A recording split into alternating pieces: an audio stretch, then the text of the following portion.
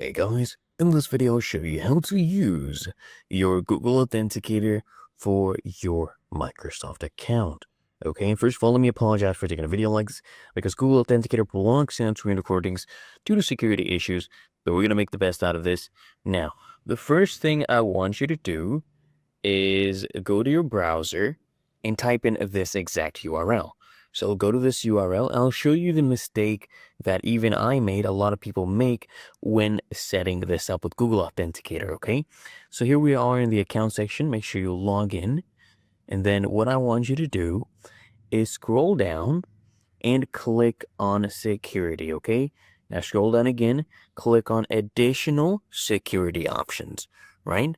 You see that? Now I want you to scroll down until you see additional security, right? And if this one is turned off, I want you to turn this on. Let me just go ahead and turn it off and show you. So just click on turn on. There you go. Now click here on next. We're going to be using an authenticator app, as you can see. So I'll click on next again. Now it's asking me to set up the Microsoft Authenticator app. Don't click on get it now. Click on set up a different authenticator app. Now, as you can see, it gives me this QR code. Okay, so I can go to my other device. Okay, click on this plus icon. This is the Google Authenticator. At the bottom right, click on the plus icon. Click on scan a QR code.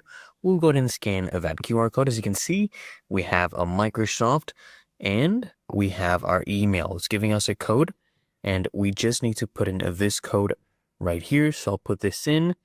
As you can see, it's 784. Okay. And then a 062.